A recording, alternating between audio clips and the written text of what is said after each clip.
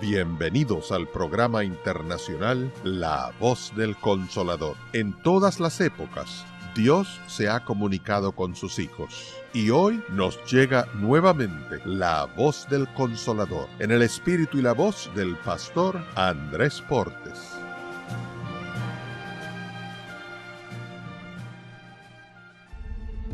No con ejército, ni con fuerza, sino con mi espíritu. Ha dicho Jehová de los ejércitos.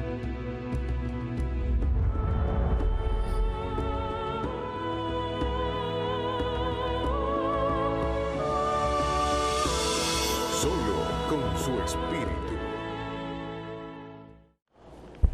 Zacarías capítulo 4, versículo 6 dice la palabra de Dios.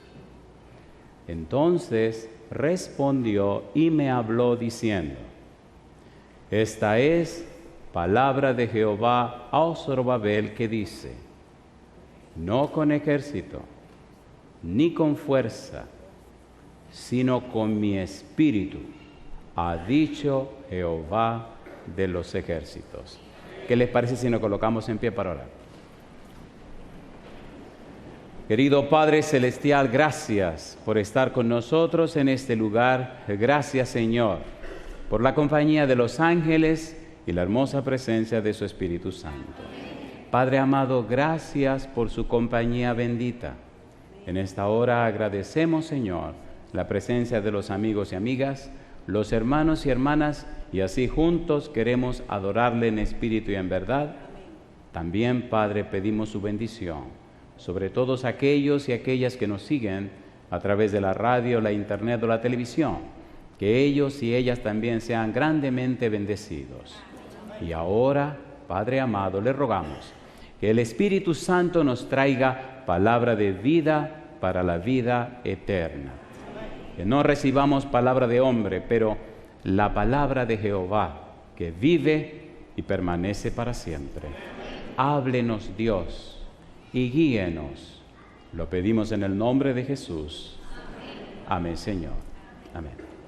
Muy bien, en la semana estamos hablando con la serie Solo con su Espíritu, y hoy tenemos que hablar Sacrificio Eterno, primera parte. Sacrificio expiatorio, primera parte. La palabra expiación es una palabra interesante en la Biblia. La palabra expiación, cuando usted busca en el hebreo, kippurim, significa cubiertas. Y hay otros verbos que se le añaden, como kafar, que significa cubrir, hacer expiación, reconciliar. Cubrir pecado, sustitución, son verbos kiper, kapar. Y hay una palabra en griego que es katalage, que significa reconciliación. Y ya veremos en un momento el valor de esa palabra en griego, pero debemos tener una idea en el Antiguo Testamento del valor de la palabra expiación. Si hay necesidad de expiación es porque el hombre está en problemas. Número uno, los seres humanos pecaron, por tal razón tienen una cuenta pendiente con Dios. Cuando Adán y Eva pecaron y Dios habló con ellos, ¿los vistió o no los vistió? A ver, ¿sí o no? Cubrir, hacer expiación, reconciliar, consagrar, dedicar, todos son sinónimos de la palabra expiación. Uno, el ser humano está en problema porque ha pecado. Dos, Dios quiere una reconciliación y ha hecho las provisiones necesarias para lograrlo. Tres, es el pecador quien tiene que ser reconciliado con Dios, no Dios con el pecador. Quien falló fue el hombre, Dios no ha fallado. Quien pecó fue el hombre, Dios no ha pecado. Sin embargo, Dios provee el instrumento, Dios provee el camino, Dios provee a la persona, Dios provee la manera, la forma de que el pecador se reconcilie con Él. Cuando el hijo pródigo se fue, el padre lo esperó. Cuando el hijo pródigo regresó, el padre corrió, lo abrazó y lo besó. Lo mandó a vestir e hizo una fiesta. ¿Es cierto o no lo es? ¿Es así o no es así? La expiación nos dice entonces que Dios resolvió el problema del pecado. La expiación nos dice que Dios es el justo y el que justifica a aquel que es de la fe de Jesús. Dios resolvió el problema del pecado. Pero en el Antiguo Testamento encontramos en el sistema ritual una serie de ilustraciones que nos ayudan a tener una idea clara de lo que es la expiación. A partir de aquí iremos un poquito rápido. La sangre de los animales sacrificados proveía una cobertura. Levítico capítulo 17, versículo número 11. Vamos rapidito. Levíticos capítulo 17, versículo número 11.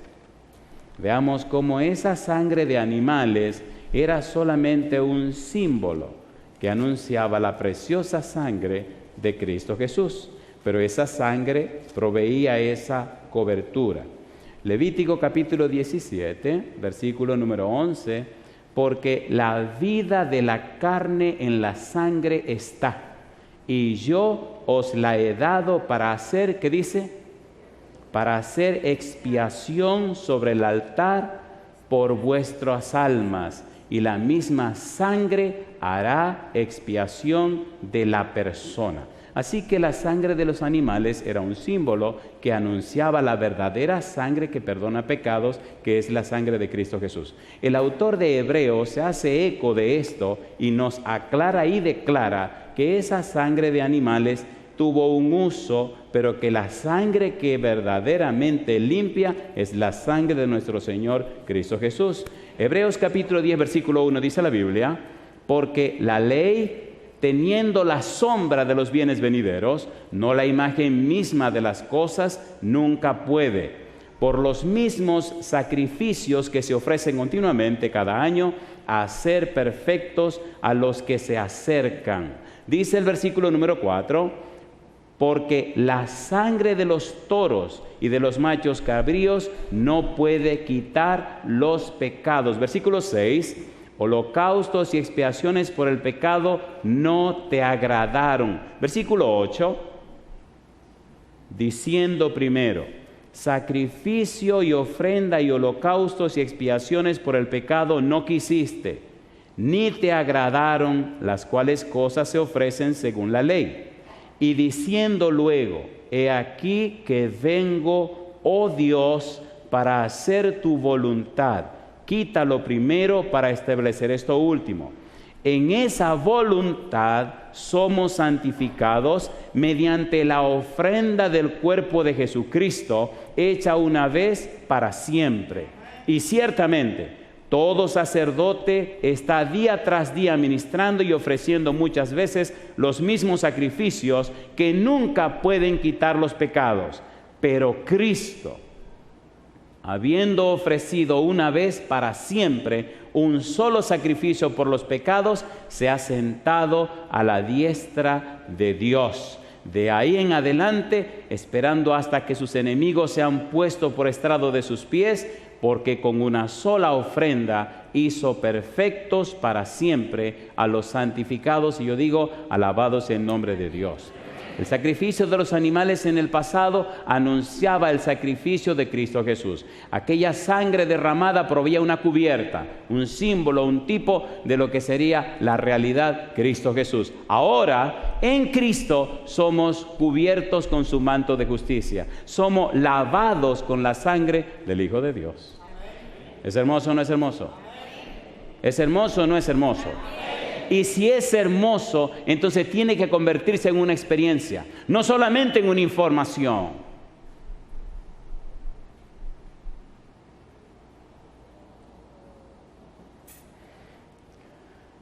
En el Antiguo Testamento encontramos algunas ilustraciones del valor de la palabra expiación. Cuando se construyó el santuario y sus muebles, por haberse hecho de materiales comunes, antes de usarlo en el servicio de Dios, debieron ser dedicados, debieron ser expiados, debieron ser consagrados. Éxodo capítulo 29, versículo 37. Vamos rapidito. Éxodo 29, 37. Recuerde, estamos trabajando con la palabra expiación. Éxodo capítulo 29, versículo 37. Mire qué cosa linda. Dice el verso 37, por 7 días harás expiación por el altar y lo santificarás, y será un altar santísimo. Cualquier cosa que tocar el altar será santificada. Y yo le pregunto, ¿debieron dedicar y expiar el altar para ser usado en la presencia de Dios, sí o no? ¿Sí o no? Aarón y sus hijos debieron ser consagrados, dedicados a Dios, expiados. Levítico capítulo número 8. Mire cómo lo hizo Moisés. Levítico capítulo número 8, versículo número 1 al 3. Me gusta la Biblia. Recuerde que estamos hablando de la expiación. Dice el versículo 1, habló Jehová a Moisés diciendo, toma a Aarón y a sus hijos con él, y las vestiduras, el aceite de la unción, el becerro de la expiación, los 2 carneros y el canastillo de los panes sin levadura, y reúne toda la congregación a la puerta del tabernáculo de reunión. Versículo número 6.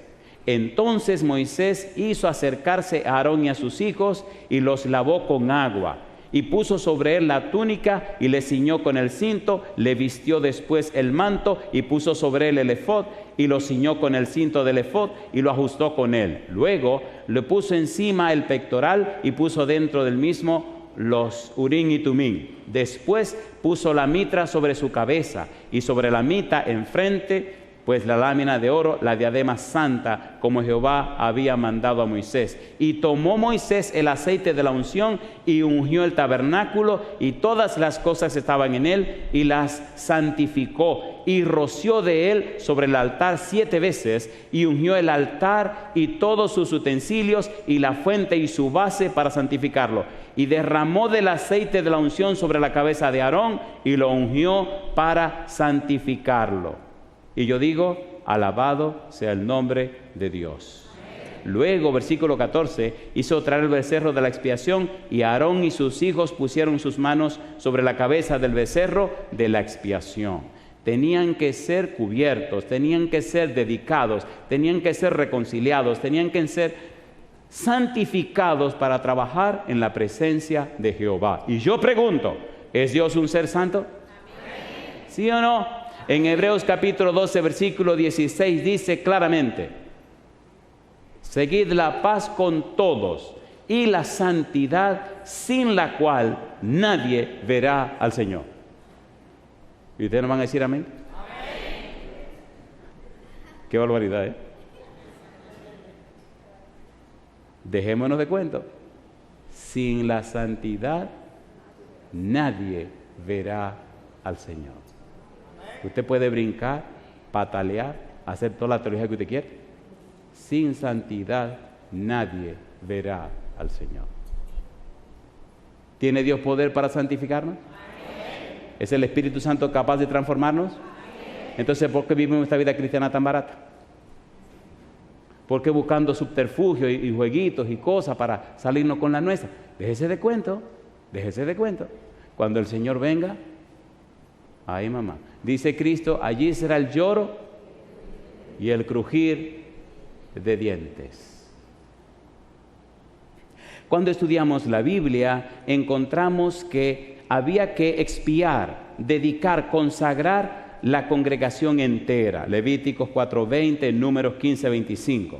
Había que consagrar a personas individuales. Levíticos 4:27 al 35 y Números 15:28. Al fin de la serie anual de ceremonia, el día de expiación, había una... Levítico capítulo 16, leamos esto rapidito. Levítico capítulo 16, la Biblia es maravillosa, es un manantial. Levítico 16, versículo número 17. ¿Qué dice el verso 17? Ningún hombre estará en el tabernáculo de reunión cuando él entre a hacer la expiación en el santuario, hasta que él salga y haya hecho expiación por sí, por su casa y por toda la congregación de Israel. Versículo 24, dice la Biblia, y lavará luego su cuerpo con agua en el lugar del santuario, y después de ponerse sus vestidos, saldrá y hará su holocausto y el holocausto del pueblo, y hará la expiación por sí y por el pueblo. Yo le pregunto, ¿está siendo Dios específico en la consagración, en la dedicación, en la entrega, en la reconciliación del sumo sacerdote, su familia y el pueblo? ¿Sí o no? ¿Sí o no? Dice la Biblia, versículo número 29, y esto tendréis por estatuto perpetuo. En el mes séptimo, a los 10 días del mes, afligiréis vuestras almas y ninguna obra haréis, ni el natural, ni el extranjero que mora entre vosotros. Y sigue diciendo la palabra de Dios, versículo 33, y hará la expiación por el santuario santo y el tabernáculo de reunión. También hará expiación por el altar, por los sacerdotes y por todo el pueblo de la congregación. Y esto tendréis como estatuto perpetuo, para hacer expiación una vez al año por todos los pecados de Israel. Y Moisés lo hizo como Jehová le mandó. ¿Cuál es el valor teológico de este día de expiación? ¿Cuál es la proyección escatológica de este día de expiación? ¿Cuál es la importancia y la trascendencia de este día de expiación que se llevaba a cabo el día 10 del mes séptimo cada año? La idea clara es que llegará pronto un día donde Jehová arrancará el pecado de raíz, lo consumirá y lo quemará hasta convertirlo en ceniza, y para siempre dejará de ser el pecado. Yo digo, alabado sea el nombre de Dios. Todos nosotros decimos, sí, que sea pronto, y alabado Dios que sea pronto. La pregunta mía es, cuando ese día ocurra, cuando el Señor lo haga y ya se resuelve el problema del pecado y vayamos para el cielo, usted irá tan feliz y tan contento sabiendo que se salvó. Pero la pregunta mía es, ¿cuántas almas pudieron haberse salvado si usted le hubiera ayudado? Hay un crudo egoísmo en el corazón de muchos cristianos. Están pensando en ellos y en su salvación, y los que no saben qué. Es cierto que es solo con su espíritu, pero el espíritu, ¿con quién trabaja? Seamos honestos y sinceros. ¿Verdad que estamos muy afanados en ir al cielo, pero no pensamos en el vecino que vive al lado? ¿Sí o no? A ver, ¿sí o no? Oiga, donde vivo ahora, a ver cómo digo esto con mucho respeto. Donde vivo ahora, hay una cantidad de personas que son de otras nacionalidades. Déjeme ver cómo digo esto. Y de otras creencias que no son cristianas. Creo que lo dije bien. Oiga, ¿verdad que se hace más difícil así? ¿Sí o no? Tuve una compañera de estudios hace unos años cuando llegué a Houston, que era de Vietnam. Nunca había visto una Biblia. Nunca había oído hablar de Jesucristo. Nunca había oído hablar del Dios de los cristianos. Ella hablaba su vietnamés y yo hablaba español. Y ella, en el poco inglés que estábamos aprendiendo, me preguntó, Andrés, ¿y tú eres cristiano? Sí. Tú te ves diferente a los demás miembros de la clase. Yo no oigo que tú dices que tú bebes, ni fuma, ni sale de fin de semana como ellos dicen, ni va a los moteles. Y ¿Tú eres de lo de Jesucristo? Digo, sí. Háblame de Jesucristo. Dime, ¿quién es Jesucristo? Le dije, ¿quién es mi mejor amigo? No me diga. Cada mañana nos reunimos para hablar. No me diga. Cosa linda, mamá. Oye, la muchacha se comenzó a motivar. Le digo, sí, lo conocí cuando yo tenía 21 años. Fue la primera vez que tuvimos una conversación en uno de mis sueños. No me diga. La muchacha quedó tan que se consiguió su Biblia. Y me dijo, yo quiero conocer a Jesucristo. ¿De quién le estaba hablando? De una persona que me acompaña cada día hace 35 años. Usted puede contradecir todo lo que predico, puede contradecir la teología, usted puede contradecir todo lo que hago. Una cosa usted no me puede contradecir, y es que él y yo somos amigos hace 35 años. Y que he viajado, he ido con él por todo el mundo, y he visto miles de almas entregarse por el poder de Cristo obrando en sus corazones.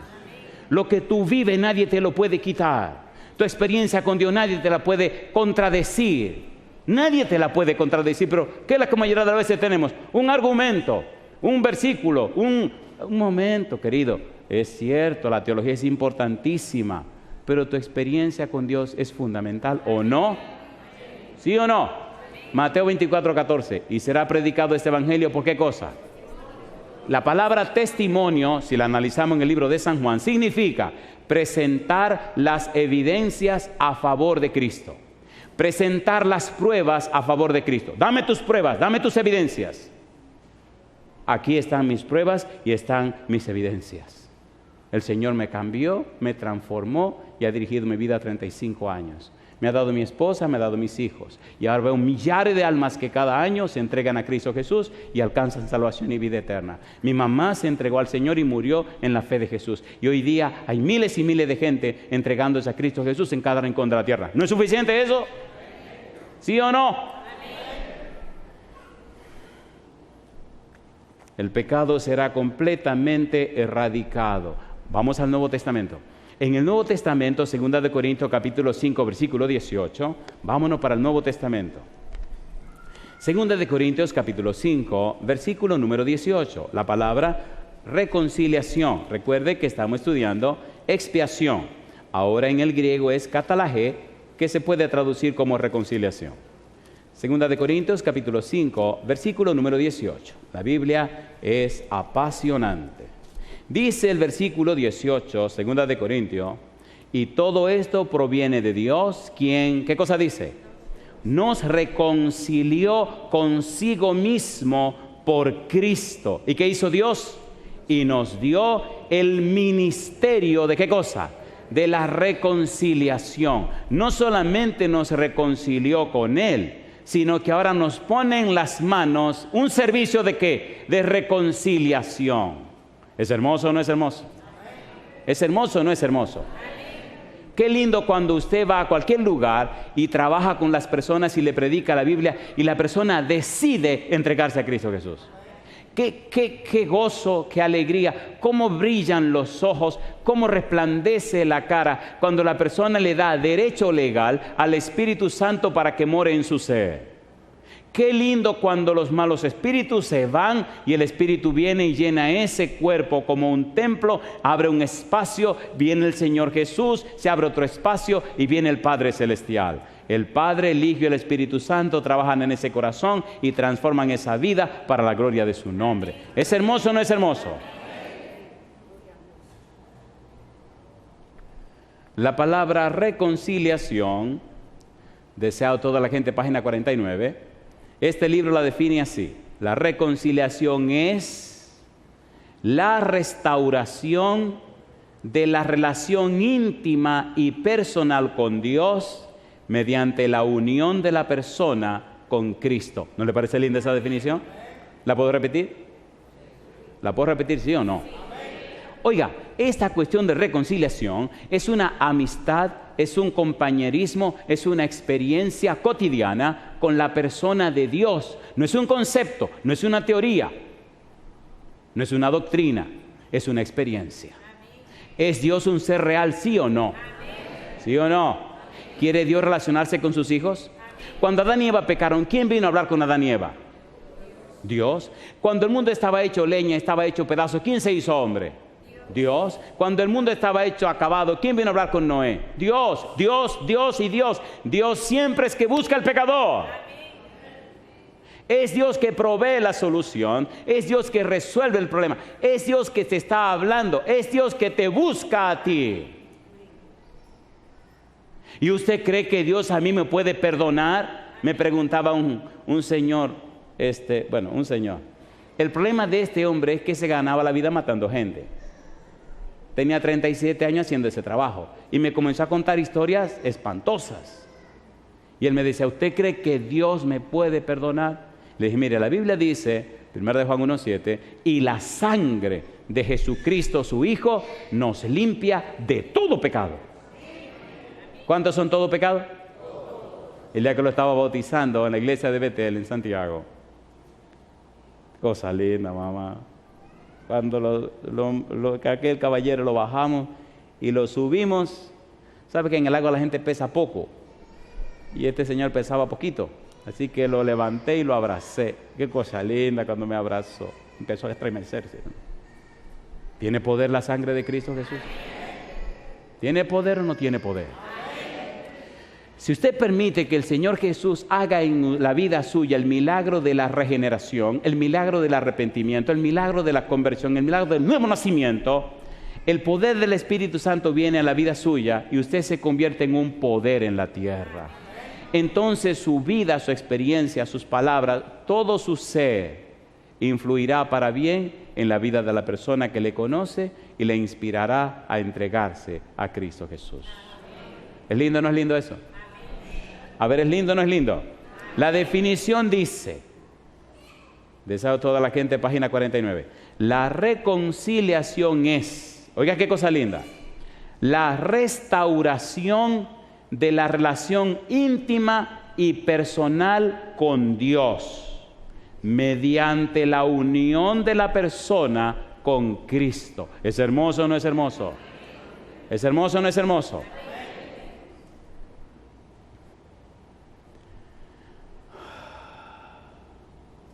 A mí me gustan las palabras. La reconciliación consiste en volver al hombre otro, es decir, cambiarlo. Volver al hombre a Dios. El apóstol Pablo utiliza el sustantivo reconciliación 4 veces en sus escritos. Romanos capítulo 5, versículo 11. Romanos capítulo 11, versículo 15, Segunda de Corintios capítulo 5, versículo 18 y 19. El verbo reconciliar viene del griego katalazo, de donde kata significa de arriba a abajo, total, completo, y alazo significa transformar. Así que katalazo significa convertirse en otro de una forma completa. Y aparece 5 veces en los escritos de Pablo. Romanos 5:10, Primera de Corintios 7:11, Segunda de Corintios 5, 18, 19 y 20. Por tanto, catalazo nos enseña que, número 1, nuestra naturaleza es completamente transformada. Número 2, somos cambiados de arriba a abajo. Número 3, somos completamente distintos. Número 4, nuestros pensamientos, palabras y acciones están en armonía con la voluntad de Dios. Y yo digo, alabado sea el nombre de Dios. La pregunta entonces es, ¿te has reconciliado con Dios? ¿Cuál es la experiencia que estás viviendo? ¿Cuál es tu testimonio? ¿Qué está viendo la gente en la vida tuya? Porque si estás reconciliado con Dios, tu vida tiene que reflejar que eres una persona arrepentida, una persona convertida, una persona nacida de nuevo. ¿Sí o no? ¿Sí o no? A ver, ¿sí o no? Y usted dice, sí, pero, a la cosa hay que ponerla en su lugar. Aprendí un pensamiento que dice que uno puede engañarse a uno mismo por un tiempo, engañar a los demás por mucho tiempo. Pero dice, pero nunca engañará a todo el mundo todo el tiempo. Cuando el Señor Jesús venga, mi hermano, habrá un corredero. San Mateo capítulo 7, vamos a leerlo. San Mateo capítulo 7. Uy, mucha gente llegará con el pecho inflado. Oh, Señor, llegaste. Ay, mamacita linda. Usted verá lo que el Señor le va a decir. San Mateo capítulo 7, versículo 21, dice la Biblia, dice el Señor Jesús, no todo el que me dice, Señor, Señor, entrará en el reino de los cielos, sino el que hace la voluntad de mi Padre que está en los cielos. Muchos me dirán en aquel día, Señor, Señor, ¿no profetizamos en tu nombre y en tu nombre echamos fuera demonios y en tu nombre hicimos muchos milagros? Y entonces les declararé, nunca os conocí, apartaos de mí, hacedores de maldad. Y yo le pregunto, querido, ¿verdad que será un trago amargo? ¿Sí o no? ¿Sí o no? Por eso necesitamos entender esta cuestión de la reconciliación, de la expiación. Mire ahora qué interesante se pone esto. ¿Y sabe qué vamos a hacer? Que cuando se ponga más interesante, vamos a terminar para que tenga que venir la tarde. Sí, porque si no, entonces tiene que oír la segunda parte. Una pregunta interesante. ¿Por qué es urgente la reconciliación? ¿Cuál es nuestra condición? Y el apóstol Pablo hace un análisis profundo de nuestra situación. Me gusta porque pone palabras y ahora vamos a ver la definición de esas palabras y el valor de esas palabras. Romanos capítulo 5, el apóstol Pablo responde. Romanos capítulo 5, versículos 6 al 10. Vamos a leerlo rapidito. Y entonces veamos esas 4 palabras que el apóstol Pablo utiliza en Romanos. ¿Por qué es urgente la reconciliación? ¿Cuál es nuestra condición? ¿Cuál es nuestro problema? Y cómo Dios lo resuelve. Yo digo, alabado sea el nombre de Dios. Romanos capítulo 5, versículos 6 al 10. Lo voy a leer rapidito. Dice el versículo 6, porque Cristo, cuando aún éramos débiles, a su tiempo murió por los impíos. Ciertamente, apenas morirá alguno por un justo. Con todo, pudiera ser que alguno osara morir por el bueno. Mas Dios muestra su amor para con nosotros en que siendo aún pecadores, ¿qué cosa dice? Cristo murió por nosotros. Pues mucho más, estando ya justificados en su sangre, por él seremos salvos de la ira. Porque si siendo enemigos fuimos reconciliados con Dios por la muerte de su Hijo, mucho más, estando reconciliados, seremos salvos por su vida. ¿Por qué el apóstol Pablo utiliza débiles, impíos, pecadores y enemigos? 4 situaciones del ser humano. ¿Qué significan estas palabras? ¿Qué está pensando Pablo cuando usa esas palabras? ¿A qué se refiere Pablo cuando hace el análisis nuestro con relación a nuestra situación delante de Dios? ¿Qué significa esto de débiles? La palabra que Pablo utiliza, asdenes, significa incapacitados por la inhabilidad de salvarse a sí mismos. Sin fuerza, sin vida, sin poder, sin futuro, sin esperanza, sin mañana, débil, flojo, frágil. Eso es lo que somos. Sin Cristo somos nada. ¿Sí o no? ¿Sí o no? Dice Pablo, aún siendo débiles, aún siendo impíos, Cristo murió por nosotros. Nuestra vida no tenía ningún sentido. Primera de Corintios capítulo 15, versículo 22 dice, porque en Adán todos mueren, mas en Cristo todos serán vivificados. Si te quedas en Adán, lo único que tienes en cuenta es que te espera la muerte. Una vida sin propósito. Nuestra vida no tenía ningún sentido. Débiles. Número 2, versículo 6, impíos. Asebes significa sin temor o reverencia hacia Dios, falta de inclinación hacia el bien o hacia el amor. Se caracteriza por una conducta impía e inmoral, a menudo lo opuesto a justo o justificado. Segunda de Pedro capítulo 2, versículo 5. Veamos qué dice Pedro acerca de estos impíos. Segunda de Pedro, capítulo 2, versículo 5. La Biblia es un manantial maravilloso. Segunda de Pedro 2, 5, dice el apóstol, y si no perdonó al mundo antediluviano, al mundo antiguo, sino que guardó a Noé, pregonero de justicia, con otras 7 personas, trayendo el diluvio sobre el mundo de quienes dice, de los impíos. Así que los que se mantienen alejados de Dios, los que se mantienen viviendo una vida inmoral, los que se mantienen sin interesarse en las cosas de Dios, los que no consiguen entregarse a Dios, los que no aceptan a Cristo Jesús, los que se mantienen lejos como contrarios de Dios, entonces tienen un ejemplo en lo que pasó con los antediluvianos. Y eso es lo que Dios no quiere que le suceda. Capítulo 3, versículo 7. Segunda de Pedro 3, 7 dice la Biblia, pero los cielos y la tierra que existen ahora están reservados por la misma palabra, guardados para, ¿qué cosa dice?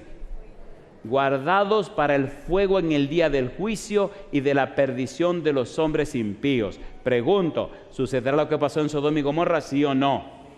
¿Sí o no? Así que este tiempo de gracia es, querido, querida, para que arregle tus cuentas con Dios. Y eso es bien fácil. Vienes a Cristo Jesús y el Señor Jesús perdona tus pecados, limpia tu vida, te lava, te viste con su manto de justicia, te unge con el Espíritu Santo, transforma tu corazón, cambia tu vida, fortalece tu voluntad, tu mente y tu conciencia, y el Santo Espíritu te transforma cada día de gloria en gloria a la imagen y semejanza de Cristo Jesús.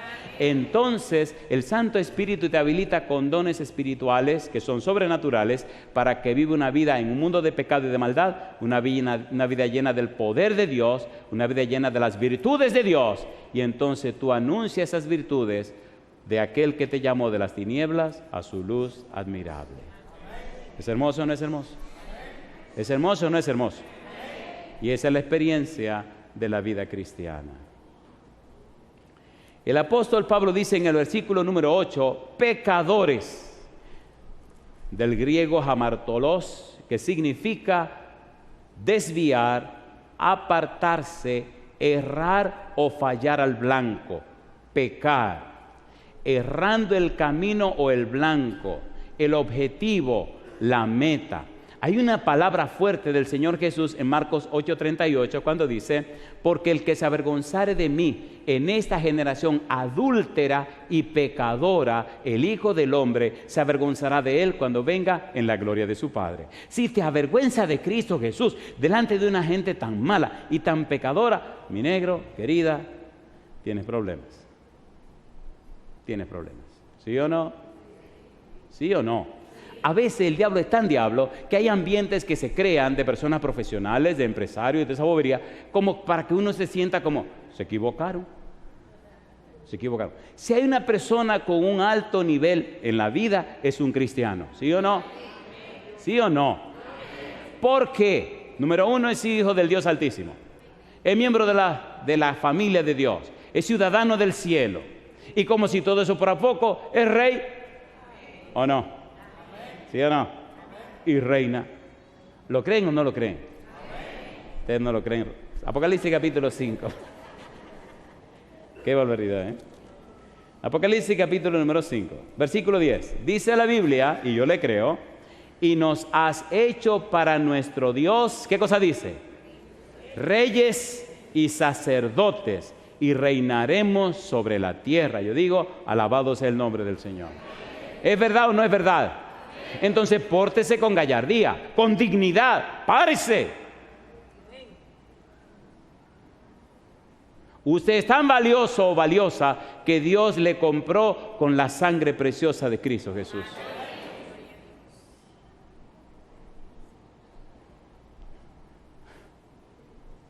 Ustedes saben que los dominicanos tenemos la sangre muy caliente. Mejor no le cuento eso. Dame seguir con la Biblia. Número 4, versículo número 10, Romanos capítulo 5. Recuerden que estamos en Romanos capítulo 5, verso 10, haciendo un análisis de nuestra situación. Dice Pablo, enemigos, ektos, significa odio, enemistad, hostilidad, adverso, hostil. Filipenses 3, 18 al 21. Mira lo que dice Pablo. Filipenses capítulo 3, versículo 18 al 21. Pablo está haciendo un análisis de nuestra situación para decirnos que a pesar de todo eso, Cristo murió por nosotros. A pesar de toda esa basura que tenemos, Dios nos amó y dio lo mejor que tenía. A pesar de nuestra situación, Dios nos buscó con la persona de Cristo Jesús.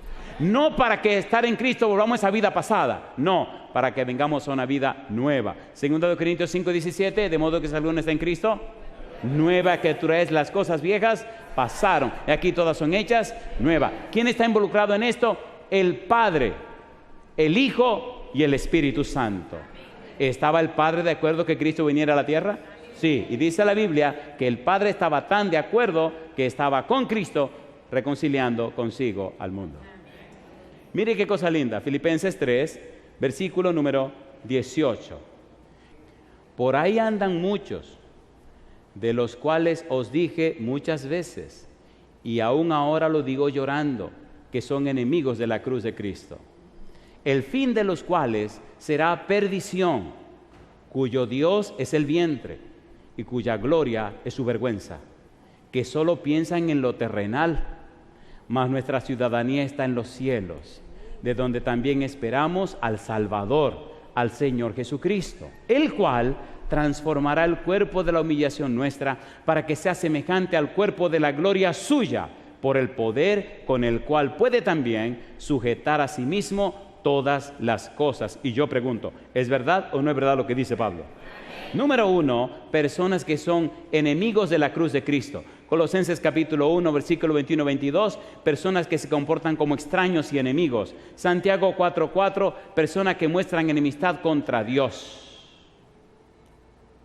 Y mientras Amy pasa al frente, quisiera leerle un versículo que le va a doler. ¿Están listos? ¿Lo quieren? Eso me gusta. Santiago capítulo 4, versículo 4. Los curiosos siempre se llevan un tremendo problema. Santiago capítulo 4, versículo 4, dice Santiago: oh almas adúlteras, ¿no sabéis que la amistad del mundo es enemistad contra Dios? Cualquiera pues que quiera ser amigo del mundo, ¿qué dice ahora? Se constituye, ¿qué cosa dice? Se constituye, ¿qué cosa dice? Entonces, ¿por qué insistir en parecerse tanto al mundo? ¿Por qué insistir en vivir una vida mundana? ¿Por qué insistir en tirarse para afuera? ¿Le puedo dar más duro ahora todavía? Así me gusta. Romanos capítulo 12, versículo 2. Esta no le va a gustar. Dice el apóstol Pablo, Romanos 12:2, no os conforméis a este siglo, sino transformaos por medio de la renovación de vuestro entendimiento, para que comprobéis cuál sea la buena voluntad de Dios. ¿Cómo dice? Agradable y perfecta. Dios pagó todo, hizo el supremo sacrificio, dio todo lo que tenía, para que tú no tengas lugar a dudas de que Él es todopoderoso para santificarte y transformar tu vida de tal suerte que refleje las virtudes de aquel que te llamó de las tinieblas a su luz admirable. ¿Lo puede hacer Dios? ¿Le gustaría que lo hiciera en la vida suya? Póngase en pie conmigo entonces. No os conforméis, no se encuadren, no se enmarquen, no se parezcan, no se ajustan, no se sometan a este mundo. No reflejen el mundo, reflejen el carácter precioso de mi Padre que está en los cielos. Reflejen el carácter precioso de Cristo Jesús. Pablo dice, reflejen el carácter de Cristo que se refleja en el mío. Ay, hermanos queridos, pienso que es tiempo de un reavivamiento en la vida de cada uno de nosotros. ¿Es así o no es así? Oiga mi pregunta, si es verdad que usted sabe que se necesita un reavivamiento en su propia vida y usted quiere que eso comience hoy, claro, solo con su espíritu, entonces, mientras Amy canta, sálgase del grupo y pase al frente para que oremos juntos. Al pasar al frente usted está diciendo, Señor, yo decido seguir a Cristo. Como dice el himno, yo te seguiré, oh Cristo, tú moriste para mí, aunque todos te negaren, yo, Señor, te seguiré. Si esa es su decisión, sálgase del montón, pase al frente, mientras Amy canta, y digámosle sí a Dios, y digámosle sí al alto costo que pagó. Hay un pensamiento aquí con el que quiero terminar esto para darle la oportunidad a mi amiga Amy. Oigan qué pensamiento más hermoso. Dice, Dios la quería a la raza humana. De lo contrario, no habría mandado a su Hijo a una empresa tan costosa para redimirla. Deseado de toda la gente, página 637. Adelante, Amy.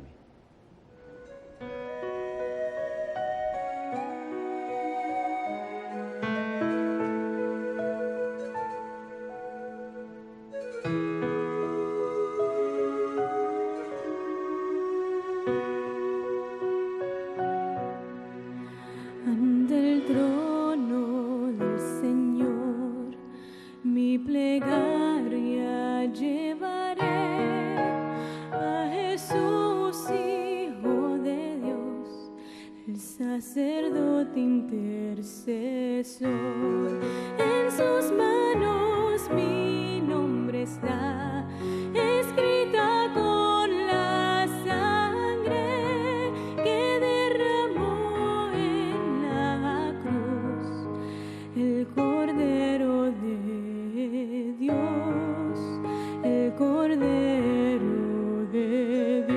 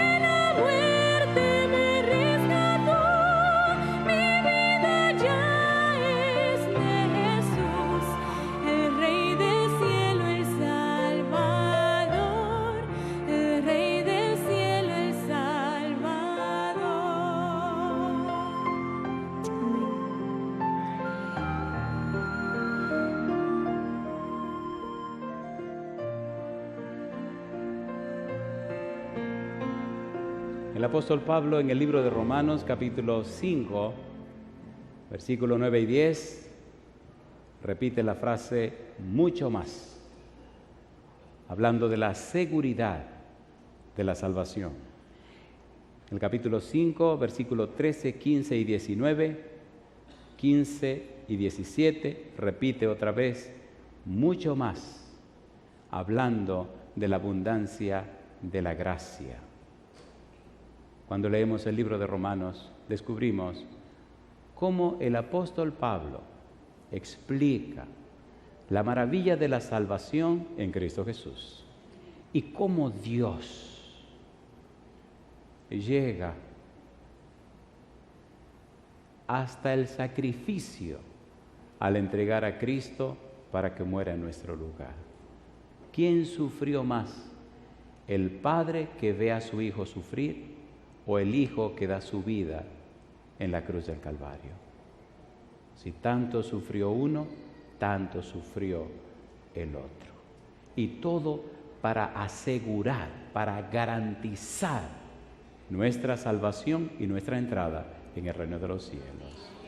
En el libro de Romanos capítulo 8, el apóstol Pablo dice, versículo número 33, ¿quién acusará a los escogidos de Dios? Dios es el que justifica. ¿Quién es el que condenará? Cristo es el que murió. Más aún, el que también resucitó, el que además está a la diestra de Dios, el que también intercede por nosotros. Si hoy es el día de entregarte al Señor, no tenga ningún temor. Si ya estás preparado para ser bautizado, no tenga ningún temor. Si ya está listo para entregarte al Señor, hazlo sin temor, porque todo lo puedo en Cristo que me fortalece. Querido Padre Celestial, gracias por darnos a Cristo. Gracias por su palabra. Gracias por la maravillosa obra del Espíritu Santo. Gracias, Dios eterno, por su sacrosanto amor. Y gracias por proveer en Cristo la cobertura, por proveer en Cristo, Señor, el camino para nosotros reconciliarnos con usted. Hoy, querido Padre, le damos todo el derecho en nuestras vidas. Hoy le pedimos que el Santo Espíritu repose en nosotros y que nuestra vida sea cambiada solo con su Espíritu. Que nuestro testimonio sea brillante y poderoso, que nuestra vida brille con la luz que dimana de su rostro, que nuestro testimonio sea inspirador, Señor, y otros se entreguen a Cristo a través del testimonio nuestro. Padre querido, como ministro del Evangelio, entrego en sus manos cada persona presente y también a los que nos siguen en cualquier lugar de la tierra. A su servicio nos consagramos, Señor. Damos gloria a su nombre. Lo pedimos en el nombre de Jesús. Amén, Señor.